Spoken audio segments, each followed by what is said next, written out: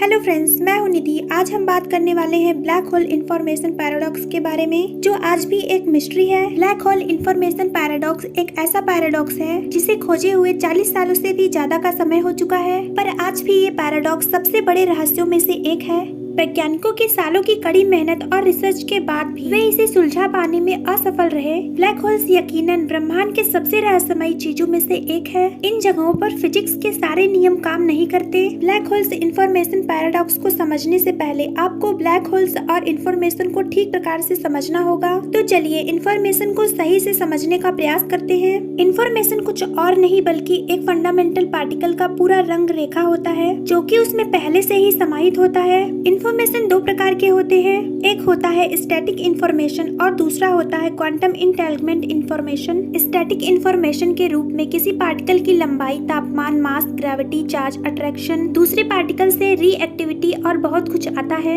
एक पार्टिकल के अंदर बहुत सारी स्टैटिक जानकारी समाहित होती है। इंटेंगलमेंट इंफॉर्मेशन के रूप में एंट्रोपी का कंसेप्ट आता है। हालांकि हम यहाँ एंट्रोपी को गहराई से नहीं जानने वाले हैं। आप बस इतना समझ लीजिए कि एंट्रोपी कभी भी घट नहीं सकती, ये आमतौर पर बढ़ती ही चली जाती है। एंट्रोपी किसी थर्मोडायनेमिक सिस्टम के डिसऑर्डर की माप है। ब्रह्मांड में उथल पुथल और अव्यवस्था को भी एंट्रोपी कहा जा सकता है। जब एक वस्तु में बदलाव आता है तो उस बदलाव के साथ उसका एंट्रोपी भी बढ़ता है। जैसे कि कांच के ग्लास को तोड़ने पर उस ग्लास के एंट्रोपी में वृद्धि होती है, और अगर उसमें कोई भी बदलाव ना हो तो एंट्रोपी बराबर होती है। हालांकि आम जिंदगी में अगर एक वस्तु में आप बिल्कुल भी बदलाव नहीं देखते हो तो इसका मतलब ये नहीं है कि उसमें बदलाव सच में नहीं हो रहा। बहुत छोटे लेवल पर ऐसे हजारों बदलाव होते हैं, पर वो बदलाव उतने लो स्केल पर होते हैं कि हम कभी ऑब्जर्व ही नहीं कर पाते। एंट्रोपी का कम होना बिल्कुल वैसा होगा जैसे कि टूटे हुए ग्लास को बिल्कुल उस पहले जैसे ग्लास की तरह हो जाना, जो कि इम्पॉसिबल है।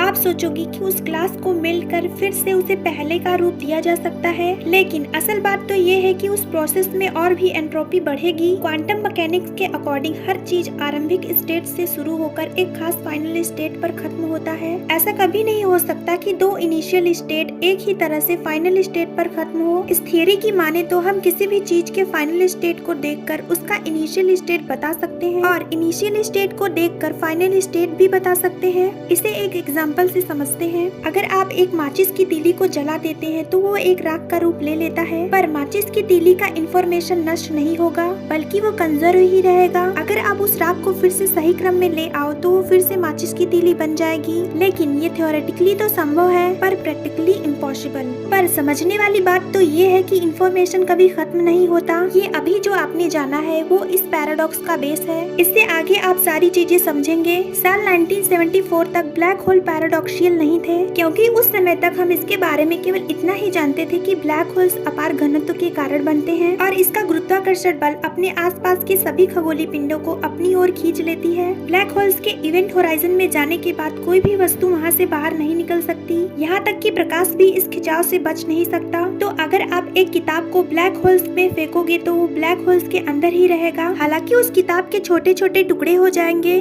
पर उस किताब में मौजूद इंफॉर्मेशन सेफ रहेगा। ठीक उसी प्रकार जैसे कि माचिस की तीली के राख बनने पर भी उस राख को सही क्रम में लगाने पर माचिस की तीली हमें फिर से मिल जाती। बात करें हॉकिंग रेडिएशन की तो 1974 में स्टीफन हॉकिंग ने हॉकिंग रेडिएशन के बारे में बताया, जिसके तहत ब्लैक होल्स हर समय अपने अंदर मौजूद ऊर्जा को रेडिएशन के रूप में अंतरिक्ष में छोड़ते रहते हैं। ब्लैक होल्स द्वारा छोड़े जाने वाली ऊर्जा वो सारी खगोलीय पिंड, तारों और गैसेज की होती है जिसे ब्लैक होल्स ने निगला था। जब ब्लैक होल्स के पास निकलने के लिए कुछ नहीं बचता तो वो धीरे धीरे सारी ऊर्जा को अंतरिक्ष में छोड़ देते हैं और एवापोरेट होकर खत्म हो जाते हैं। तो फिर जिस ऊर्जा को ब्लैक होल्स एमिट करता है उसमें तारों और ग्रहों की इंफॉर्मेशन होनी चाहिए, जैसे कि माचिस की तीली का इंफॉर्मेशन राख में सेफ था। पर हैरानी की बात यह है कि हॉकिंग रेडिएशन में इंफॉर्मेशन होता ही नहीं है और यही पैराडॉक्स अर्थात विरोधाभास को जन्म देता है। हॉकिंग रेडिएशन में इंफॉर्मेशन न होने का मतलब ये है कि जिन तारों और ग्रहों को ब्लैक होल्स ने निगला था उसकी सारी इंफॉर्मेशन नष्ट हो गई है। और अगर ऐसा है तो ब्लैक होल्स को देखकर हम ये नहीं बता सकते कि ब्लैक होल्स ने किन किन तारों और ग्रहों को निगला था, क्योंकि उन तारों और ग्रहों का इंफॉर्मेशन ब्लैक होल द्वारा छोड़े गए हॉकिंग रेडिएशन में मौजूद ही नहीं है। पर क्वांटम मैकेनिक्स के अकॉर्डिंग इंफॉर्मेशन का नष्ट होना इम्पॉसिबल है और कुछ ऐसे ही फिनोमिना पैराडॉक्स कहलाती है। अब सवाल ये है कि अगर इंफॉर्मेशन नष्ट नहीं हो सकता तो हॉकिंग रेडिएशन में वो मौजूद क्यों नहीं था। कुछ वैज्ञानिक मानते हैं कि ब्लैक होल्स तारों और ग्रहों की इंफॉर्मेशन अपने अंदर ही रखते होंगे और अंतिम समय में इंफॉर्मेशन को किसी दूसरे डायमेंशन में भेज देते होंगे या फिर अपने अंदर ही समाये रहते होंगे और हम उसके मास और इंफॉर्मेशन को डायरेक्ट कर पाने में सक्षम न होते होंगे। ये भी अनुमान लगाया जाता है कि हॉकिंग रेडिएशन में इंफॉर्मेशन होता तो है पर उसका ऑर्डर चेंज होता है, मतलब उन सभी तारों और ग्रहों का इंफॉर्मेशन अलग क्रम में बदल जाता है। इसे कुछ इस तरीके से समझिए जैसे कि अगर कोई प्लैनेट जो कि ब्लैक होल्स में है उसका सारा इंफॉर्मेशन रेंडमली कुछ भी हो जाता है तो इस इंफॉर्मेशन से बना प्लैनेट असल में ब्लैक होल्स में गए उस प्लैनेट से बिल्कुल ही भिन्न होगा। इन सारी कल्पनाओं में बहुत सारी खामियां हैं। कुछ परिकल्पनाएं तो पूरी की पूरी उलट सी लगती हैं, पर इस खामी को ठीक तरह से समझने के लिए हमें बड़े बड़े कैलकुलेशन का सहारा लेना पड़ेगा जिसे आप समझ नहीं पाओगे। इसलिए हम बस इतना ही जानेंगे। इस पैराडॉक्स को सॉल्व करने के लिए बताए गए सारे सुझाव ब्लैक होल इंफॉर्मेशन पैराडॉक्स के सामने फीके लगते हैं। स्टीफन हॉकिंग द्वारा प्रस्तुत किए गए इस पैराडॉक्स को 47 ईयर्स का लंबा समय हो चुका है पर इसका कोई हल किसी के पास नहीं है। आशा ये है कि आने वाले समय में हम अपनी बढ़ती तकनीक की मदद से ब्लैक होल्स का दौरा कर पाएंगे और इस पहेली या कहे पैराडॉक्स को सुलझा पाने में कामयाब होंगे। हालांकि इसमें कितना समय लगेगा इसका कोई अंदाजा नहीं लगाया जा सकता। तो आज के लिए इतना ही। आई होप कि ये इन्फॉर्मेशन आपको अच्छी लगी होगी। वीडियो पसंद आया तो नीचे कमेंट बॉक्स में कमेंट करके हमें बताएं और चैनल को लाइक और सब्सक्राइब करना ना भूलें। मिलते हैं नेक्स्ट वीडियो में।